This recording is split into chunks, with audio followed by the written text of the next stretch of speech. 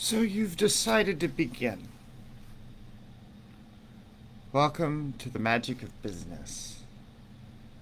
The magic is part of what it is we represent, part of the conformity of changing the environment in accordance with your will.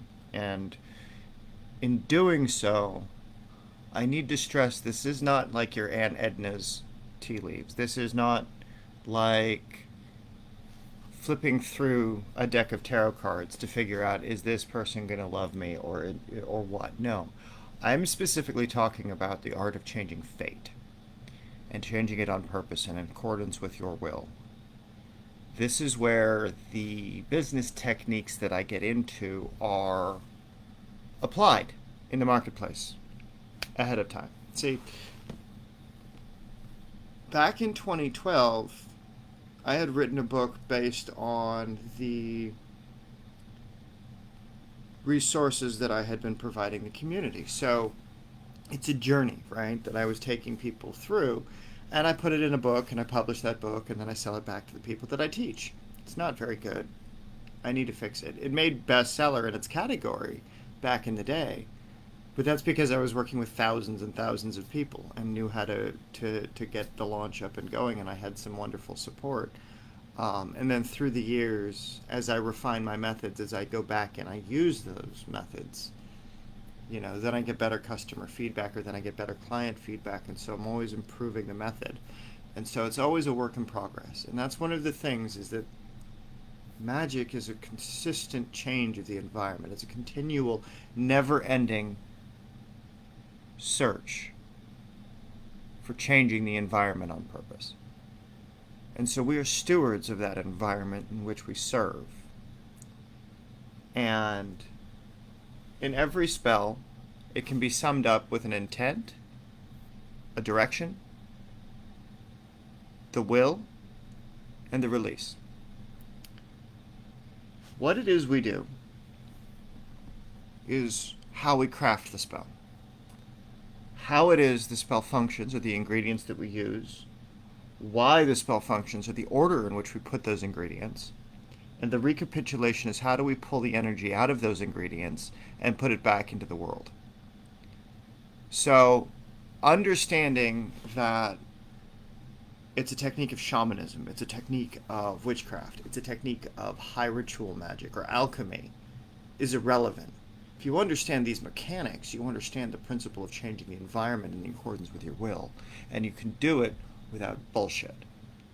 So if I seem a little bit more serious than some of the other video content that you see, it's because what I'm about to share, these are profound and they are sacred. This is not something that I undertake lightly, because if you abuse this methodology, if you abuse this and you start abusing people, then it becomes dangerous. So let's take a moment and I'll explain a little deeper for you.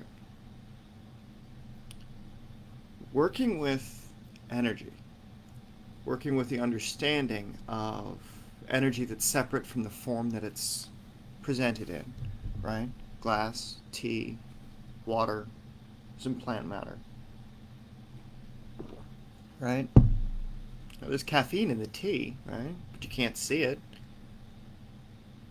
The water, it has heat to it because it came off the stove not too long ago, right? So there's warmth to it. You can feel it, but you can't see the heat unless it's steaming, unless it's active. So when you approach this conversation, you have to understand that just because you can't see it doesn't mean you can't feel it. Doesn't mean that it's not there if you look at it. So by that example,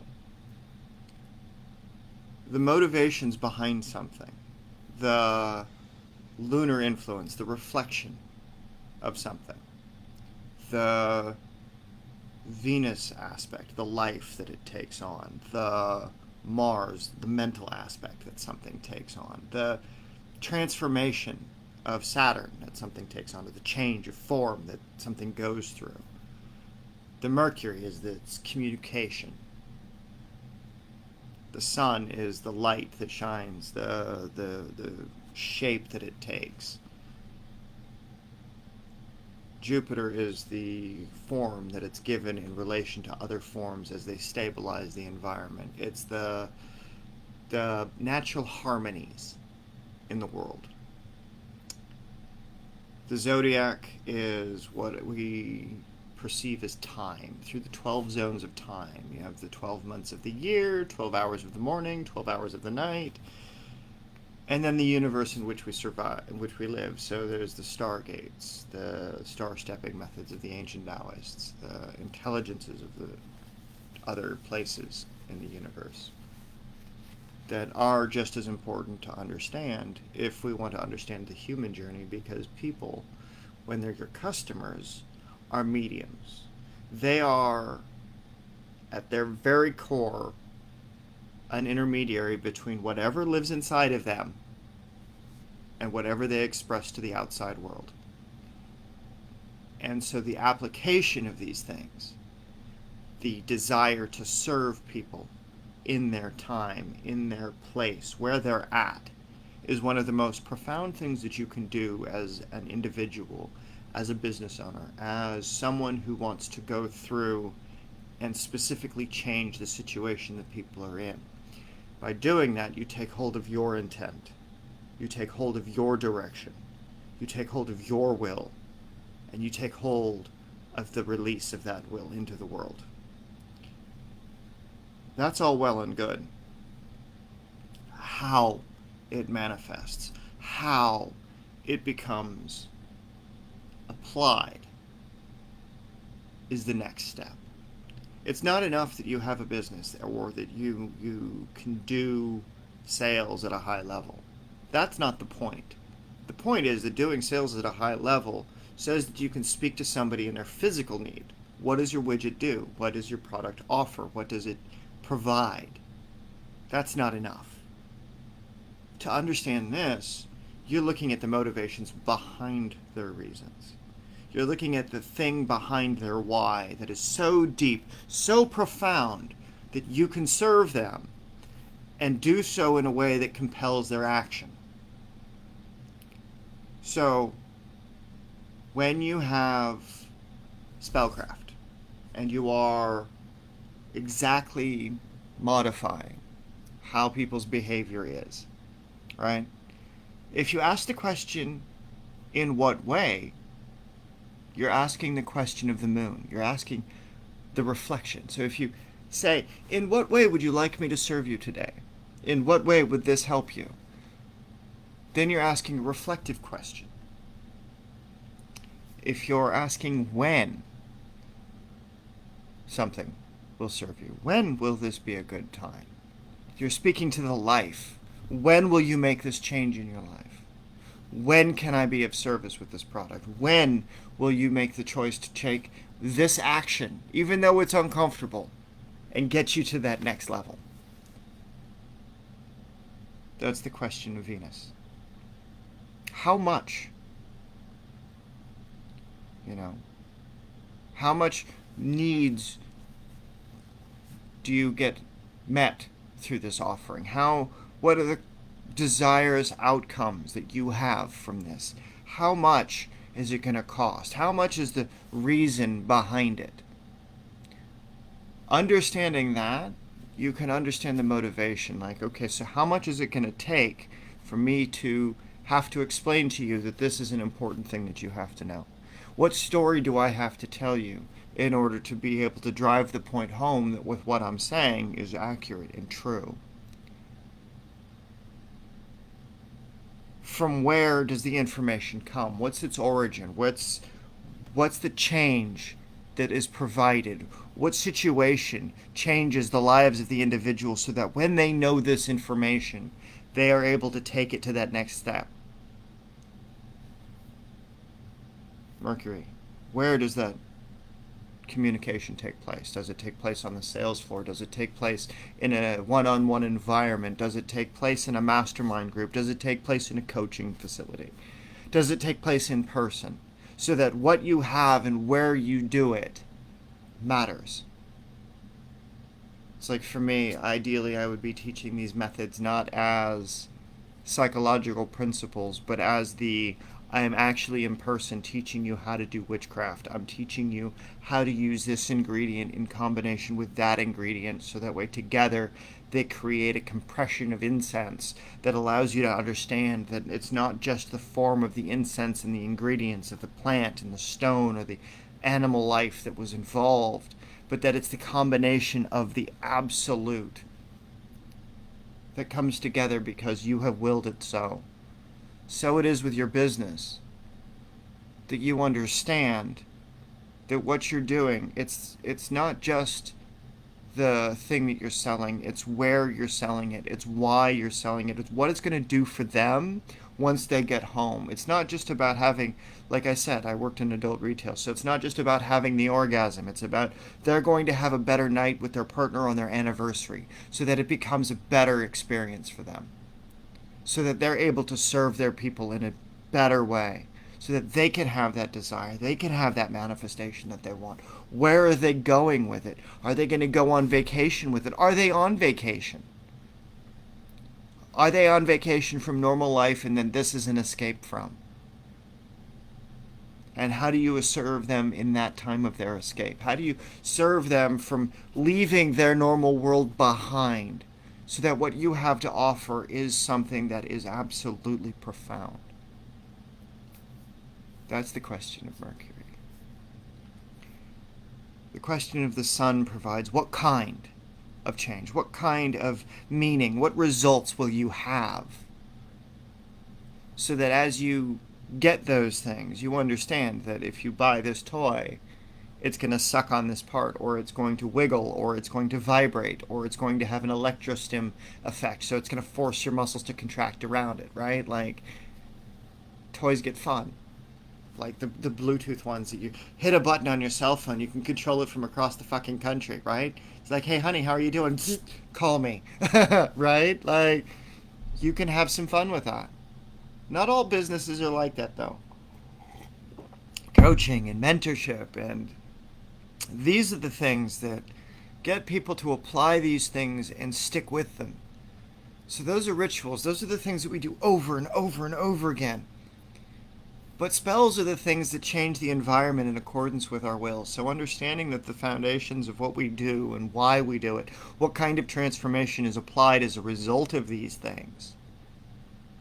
What do you do that transforms somebody's life? What do you do that provides? What kind of results do you get? Tangible results. I get a better client journey when people understand these questions. I get a better result from my customers when they understand this concept. So that when you apply these behaviors to what it is you're doing, you can specifically structure your talks, your communication around what it is you're trying to do if you can figure out some very basic things. Why you do something is the question of Jupiter. Why the justification for it? Why is doing your coaching program going to help them? Why is being of service to your purpose going to serve somebody else to fulfill their purpose? Because it creates a legacy. It creates something that allows them to tap into their power, the soul that exists within them, so that regardless of the bullshit that people and the rhetoric that time has done, people are able to go past themselves and they're able to see that there is a very specific understanding, that the application of this understanding allows for better involvement with the individual on the other side of that camera.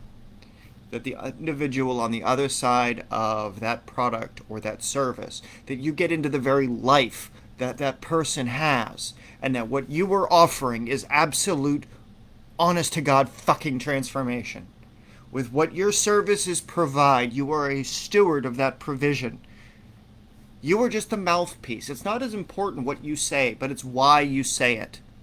These are the rulership of Jupiter. This is the kingship commentary. You are the king of your product. You are the king of that domain. You are giving it to the people who are entering your domain. You have that role, you have that responsibility. But it's not you, it's the thing you do, which is the king. So this is very important in the terms of what is divine studies, what is the application, at least according to Carl Jung in the Red Book, right? The Liber Novis. It is, God is where we are not. If you're a young boy, God is your mother. If you're a man, God is your family. It's your community. It's the thing that holds you together. It's the bond that goes deeper than anything else around you. The zodiac is what is everything. It's every time. It's every condition that you can think of. Why is it important that you learn how to do mentorship programs so that way you can create a generational legacy that will outlive you? So that your information, the information in your head, the thing that's on your heart to delve into, you can take one other person on this fucking rock and you can lead them through that journey in a better way. What is it that you're doing that will get them there? What are the experiences along the road? What are the 12 steps? What are the 13 times, the moon reflections upon their life? What are the different stages that they go through? Is it network marketing? Is it affiliations? Is it leadership? Is it webinars? Is it widgets? No, it's you're giving them time back. You're compressing time so they can be with their families when it matters most. So that they don't have to spend the holidays at work. They don't have to work every Thanksgiving for 8-9 years. Because on Thanksgiving, people need to get away from their families. They need to make up for the problems, and they try to do it through sex, or they try to get better at some skill that they lack in order to be able to go back and to serve their community, to serve the people that they love. That what they do is the most important thing. It is everything that they are trying to do. So if you understand what their everything is, and you can demonstrate that everything in what time you provide, when you have them there in front of you, you can intend your direction of willed release. So that way, what you intend to do with that moment, I'm going to talk to you about this thing today, because what I know it will do for you is to provide you with this service. It'll provide you with this understanding. It'll provide you with a deeper application of what it is you have to do and the conditions of those, is whether or not you choose to do it. Conditional details, the question of whether you do this program or whether you don't do this program, that's the universe talking. That's the all that is. Because if you can understand that this is the conditional details, this is how we show up, this is what makes it better when somebody else is a steward of this information. What makes it better if you have to test this information in advance? That you know that it works, that you know that others can do it, but how do you do it? How do you apply it? What are your conditional details? How do your expressions of the universe, what are your ingredients that'll connect you to the moon or to the Venus aspect? Why does it matter? Because you can pull your natal chart and you can go through and you can figure out what zodiac sign you are. And that has its own, that'll have its own video in the series. But these are the planetary questions. These are the fundamentals of spellcraft.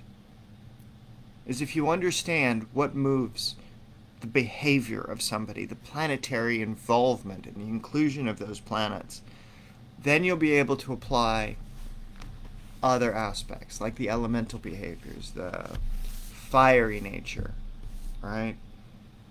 Earthworks are concerning behaviors or having internal conversations, right?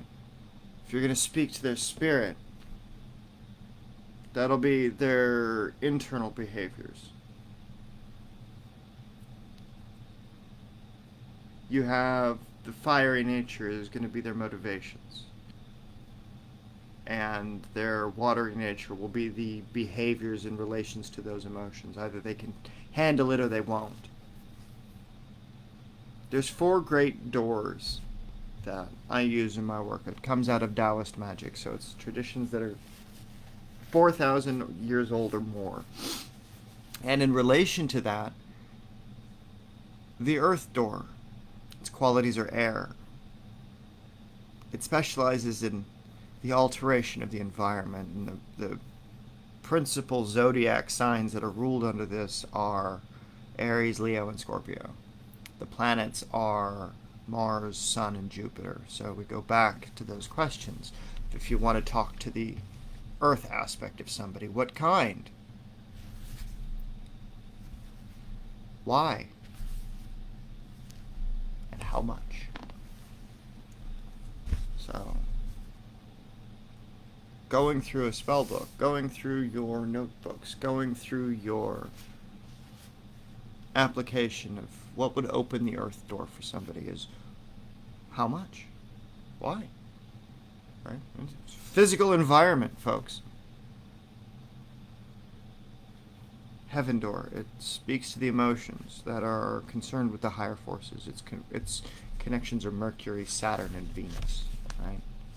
So Mercury is where, Saturn is what kind, and Venus, well, that's when.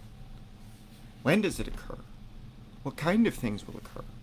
Right? Is it a mastermind group? Is it a class? Is it a video? Is it a... What is your delivery? You know, people that fall into that category are going to be people that are Virgos, Capricorns, or ruled by Taurus. You know. The human door is the conditions of the earth. It concerns emotions and living people. The astrological zones are Libra, Aquarius, and Gemini. But the planets are Venus, Saturn, and Mercury. So we go into when. We go into from where. And we go, where will the manifestation be? So there's some overlay in these. The ghost door, the non-living, the memories, the behaviors, the ancestral, what have you been through before, right? Cancer, Sagittarius, and Pisces. Moon, Mars, and Jupiter are the rulers of these. So Moon, in what way? Mars, how much? Jupiter, why? So if you work your way through these conversations, you can understand that not only are people able to have these kinds of experiences, but you can control which aspect of the environment that you're speaking into. So you can create charts, you can create tables of interaction. So in this really cool thing, because I'm a nerd when it comes to the history of magic, John Dee was an alchemist and a mathematician. He was one of the 16th century mathematicians that was employed by the court of the queen at the time. And in that, yeah, there's a lot of bullshit, but there's a structure to it. At the end of the day, what of this, when you do these various things, are all the variations that occur. So when you go back and you think about this, you rewind the video and you ask yourself these questions and you write them down, you're able to go back through and you're able to figure out, okay, well, how much is it going to cost? Why is it going to cost this? What kind of person do I like to work with? Do I like to work with a Libra? Do I want to work with an Aries? Do I want to work with a Capricorn? And then you can start to think about, okay, well, if they're Capricorn and they're responsive to Saturn's energy, what is Saturn's energy? Well, Saturn's energy is the question of from where. So I have to address from where my stuff comes in that conversation when it relates to things that I want Capricorns to understand. Now, this seems like it's seedy and kind of manipulative, and it absolutely is. And this is why this is not for people that are shy of understanding that the power that they represent is something that is profound when you apply these techniques, because this is what goes behind the scenes. When you get asked a question, there's other motivations at play when you know what elements of your behavior are controlled by that question. Where I learned this information from was a great book by a doctor of psychology who spent the time to create a manual and a training book for teachers of astrology and psychology. I apply it to business, and I'll get more into that again in the future videos. But I wanted to go through and give you the fundamentals of spellcraft so that you can apply what it is you're doing, how it is you're doing it, why you need to do it, and the understanding of the journey behind. Because if you can do that, then you can form a conversation that's going to move somebody into action. Because whether or not you apply it or not doesn't matter. The fact is, now that you know that information, you can get better at it, you can improve, you can measure it. It's not just me talking into a camera, into the empty. It's this conversation has a purpose to get you to understand that the questions that you ask rule the powers that are governed by our behavior, that have been studied for centuries, and that we can, under the right conditions, apply those back into the marketplace so that way we get the best application of what it is we represent, so that way we can serve our people in the best possible way over and over and over and over again, establishing not just the spell that changes the environment, but the ritual conditions that allow us to keep doing it again and again and again and again, so that no one's left out of the journey that we have to provide. And if we can address all 9 points of those, where it comes from, why it comes from, how it comes from it, these are the things that we do, then these are the ways that we can serve. And then these are the talking points that we can address that gets directly into how somebody observes what it is we have to do and how it is we can help them. So, if you have questions, please feel free to reach out. Please join the Facebook group if you have not already, so that way you can go live and talk about your journey and the application of this methodology into what you're doing.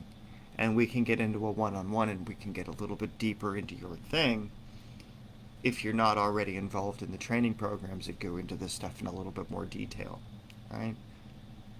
So this is my call to action for you, is whether or not you take advantage of it today, or you've taken advantage of this course, or you're watching these videos, is that there's a deeper journey behind this stuff. This is a stewardship of power that's beyond just a 30-minute video.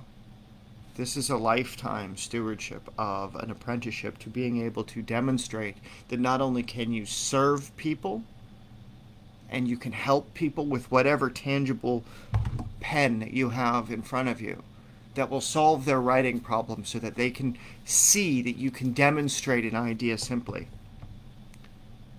but something that is going to be of use in a greater way. That if you can understand this, you can understand what stewardship you have and what application of where you're not that you can fill and you can be of service to. So I thank you for your time today, my friends, and I'll see you